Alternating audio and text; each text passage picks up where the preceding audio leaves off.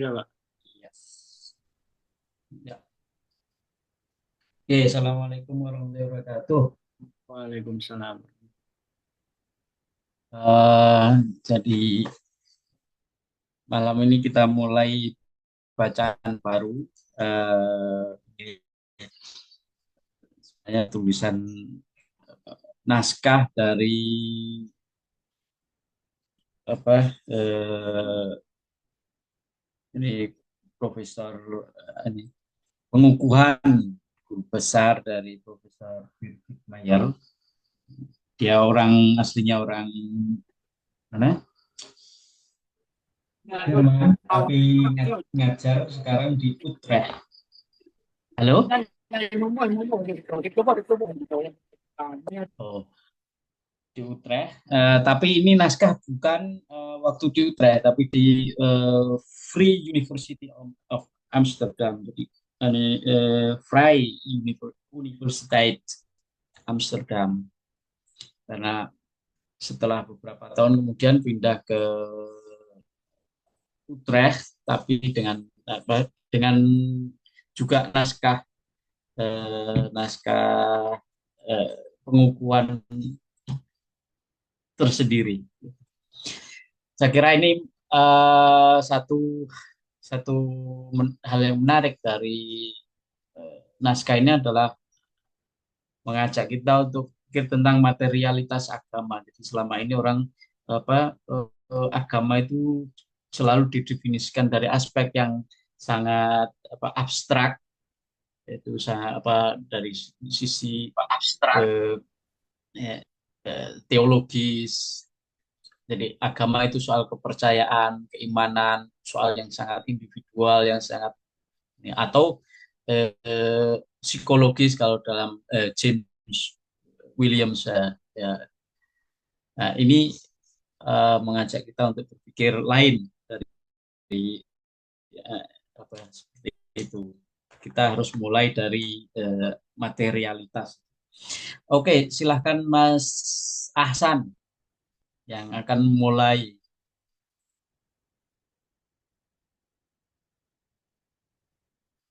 atau saya. Bapak aja, Pak. Soalnya sinyalnya kurang bagus di saya. Takutnya ini. Atau Mas Hoki loh. Atau lagi ini sibuk. Fahmi, saya harus baca melalui tablet ini karena nggak ada. Baik, saya lacak dulu ya di tabletnya.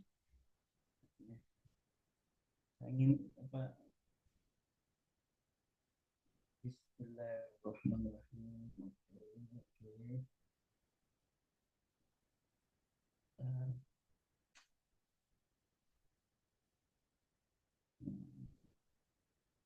religius,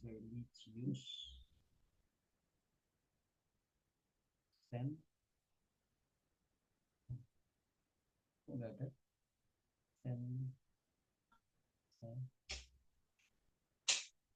Oke, sip. Jadi kita mulai di halaman berapa ini?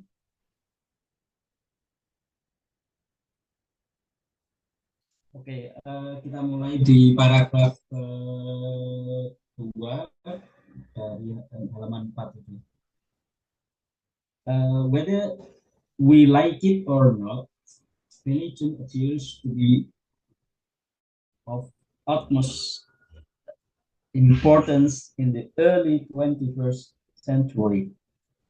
The idea that the public relevance of religion would decline with modernization and development, yielding a disenchanted world, is contradicted by actual developments from the manifestation of so-called political Islam to the rise of Pentecostal charismatic movements propagating the gospel of prosperity, from wars that mobilize religion convictions to acts of terror in the name of God, from contest over blasphemous representation and sacrality on the part of Muslims and Muslims to the deep entanglement of religion and entertainment. Bentar, saya ini.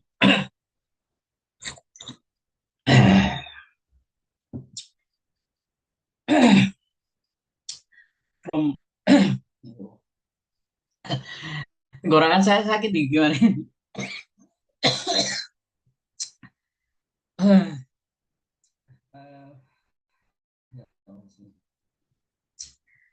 From accusations of witchcraft to the organization of witchcrafters, from online wonders to magic in adverts, from public crusades dedicated to defeat the devil to high-tech evangelical youth conventions, from internet religiosity to the absurd of religious tourism. Religion, in a variety of cases, is down to thrive not only in the so-called of non-Western world, but also in the strongholds of modernity.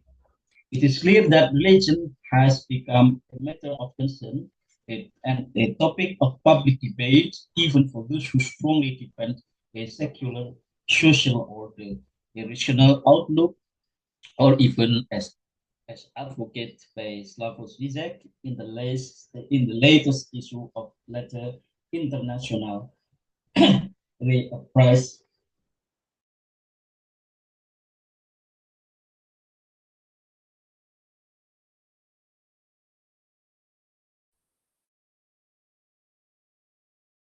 Merupakan tambahnya memiliki makna yang sangat penting di di awal abad 20. Gagasan bahwa relevansi publik dari agama akan turun atau mundur dengan modernisasi dan pembangunan melahirkan dunia yang disenchanted, yang kehilangan pesona, is contradicted by the actual developments. Ya. Gimana cara menerjemahkannya ini? Dikontradiksi, maksudnya ya apa namanya, terbantahkan oleh perkembangan aktual, mulai dari manifestasi atau munculnya Islam politik hingga munculnya gerakan-gerakan karismatik Pentakosta yang mempropagandakan atau mendakwahkan gospel kemakmuran, dari perang yang memobilisasi keyakinan agama hingga tindakan-tindakan teror atas nama agama, dari kontes atau ya perebutan atas representasi blasphemous apa blasphemous itu loh, penodaan agama, and sacrilege. Ini apa sacrilege? Ada yang biasa ini sacrilege ini. Halo, sacrilege artinya apa? Penistaan, Pak. Penistaan agama. Oh, itu blasphemous. Sama, Pak. Sakrilege. Sakrilege juga penistaan agama. Oh, gitu. Iya. Sacrilege, penistaan agama juga ya. Oke. Terus pada pihak Muslim dan Kristen hingga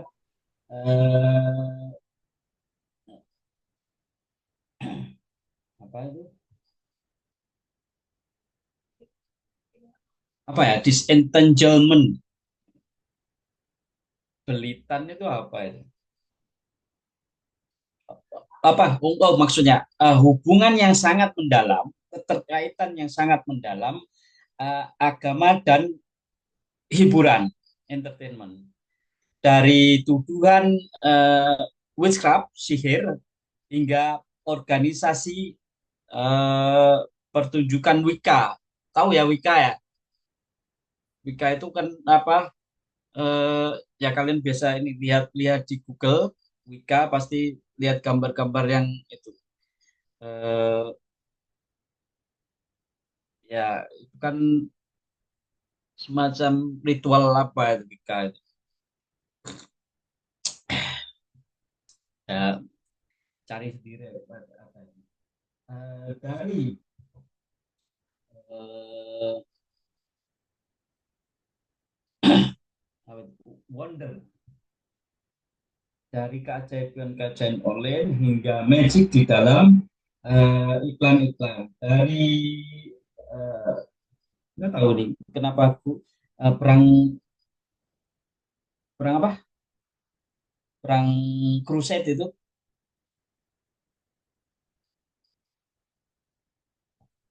crusade perang apa Perang perang salib, Pak. nggak tahu kenapa perang salib tapi kok ada kaitannya dengan eh, ya perang salib publik yang didedikasikan untuk nggak tahu ya ini untuk mengalahkan Setan. jin atau ini hingga konvensi pemuda evangelis teknologi tinggi dari range internet hingga apa, membumbungnya turisme agama. Agama dalam berbagai apa namanya jubahnya atau Petunjuk. ya eh, mengalami apa namanya pertumbuhan tidak hanya di dalam di dunia non barat tetapi juga bahkan di apa eh, di tempat pusat apa pendukung dari modernitas dari barat lah atau it is clear, jelas bahwa agama menjadi eh, perhatian dan topik perdebatan publik bahkan bagi mereka yang secara kuat mempertahankan tatanan sosial sekuler sebuah pandangan rasional atau bahkan sebagaimana eh, didukung oleh Slavik di dalam apa bukunya yang terakhir eh, eh, bahkan reappraise ateisme jadi apa me- memberikan apa reappraise itu eh, reappraise Sanjungan. ya menyanjung menyanjung ateisme atau Menilai ulang. ya Menilai ulang. appraisal menilai uang. Oke. Jadi intinya bab pertama itu mengatakan bahwa agama sekarang tidak bisa dikatakan decline. Artinya eh, teori atau tesis sekularisme tidak terbukti. Dia ingin mengatakan bahwa sampai awal abad 21 prediksi dalam tesis sekularisme tidak terbukti bahwa kalau orang sudah modern, kalau sudah rasional, tidak lagi agama menjadi relevan dan itu terbantah oleh kenyataan yang ada. Oke, selanjutnya public debate and concerns about what is popularly framed as the origin of religion are often based on rather simplistic idea about the relationship between religion and morality, as if more education would enable the demise of belief in God or progress or democracy would yield a secular or more rational attitude and above all ensure a clear distinction between religion and politics. Perdebatan dan perhatian publik mengenai apa yang secara populer dibingkai sebagai kembalinya agama seringkali didasarkan pada, uh, pada gagasan yang agak sederhana mengenai hubungan antara agama dan pemerintah, seolah-olah uh, semakin bertambah pendidikan akan bukan uh, uh, hilangnya keyakinan terhadap agama, runtuhnya keyakinan terhadap agama, atau kemajuan atau demokrasi, atau kemajuan dan demokrasi akan melahirkan sikap rasional yang lebih rasional, sekuler, dan di atas segalanya memastikan pembedaan yang jelas antara agama dan politik. Ini masih sanada yang di atas. The study of contemporary religion requires more sophisticated approach. Studi agama kontemporer membutuhkan pendekatan-pendekatan yang lebih canggih. By now, sekarang many scholars say that the notion of secularization is inappropriate as a theoretical point of departure. Banyak sarjana mengatakan bahwa gagasan sekularisasi tidak lagi tepat sebagai titik tolak teoretis.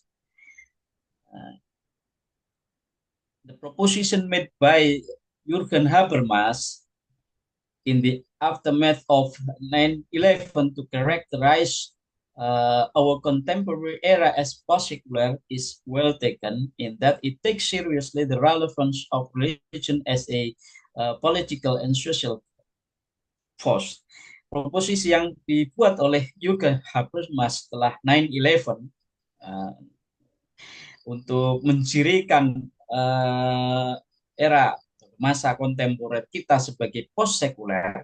Jadi istilah post sekuler di introduksi dikenalkan atau